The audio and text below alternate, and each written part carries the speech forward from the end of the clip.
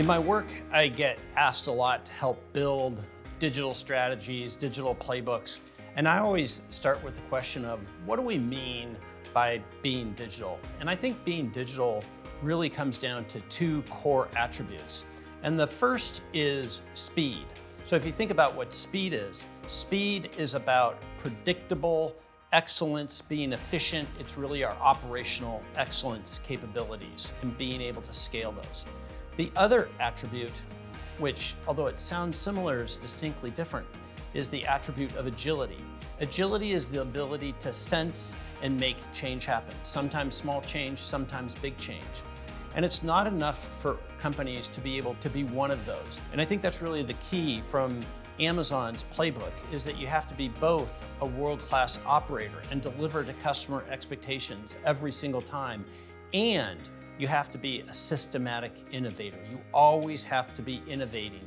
Understanding that those are two different playbooks is one of the unlocks that I help bring to an audience.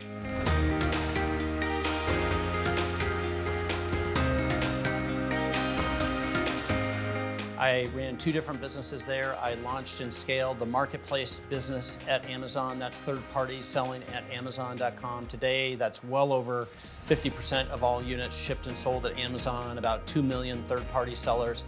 And I also ran enterprise services at Amazon, where we ran other large retailers, e-commerce infrastructure for them. A couple of key lessons from that.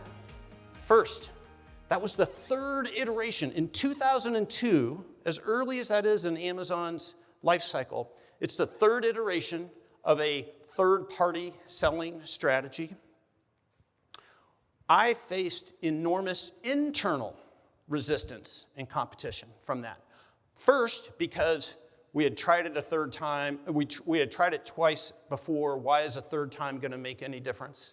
And the second was, I was introducing sellers that were going to compete with Amazon merchants, right? We were going to compete in books, we were going to compete in electronics, we were going to compete in home. So what are the lessons that we can take from this? First is that most of these are not really technical innovations by themselves, right? They're more or less something that benefits a customer and it changes a business tradition, and that inherently makes people uncomfortable.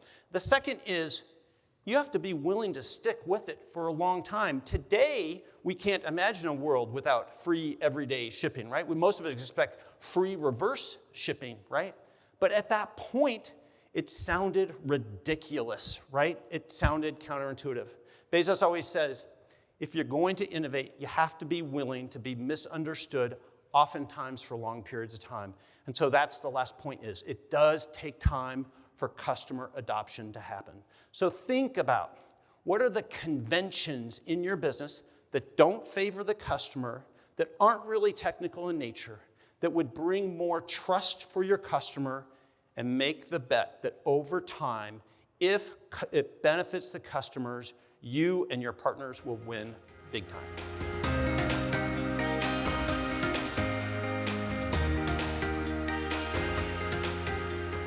Amazon has 14 leadership principles, and I think the leadership principles and the consistency and application of those at Amazon is one of the real keys for how they're such a large organization today, but relatively non-bureaucratic and relatively nimble, with leaders at every point in the organization running their business.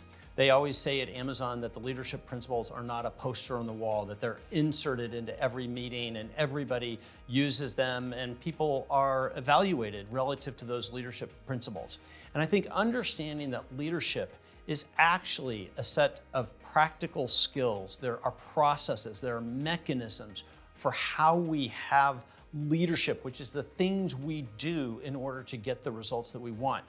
That's the key answer that the Amazon way and my discussions help bring to an audience.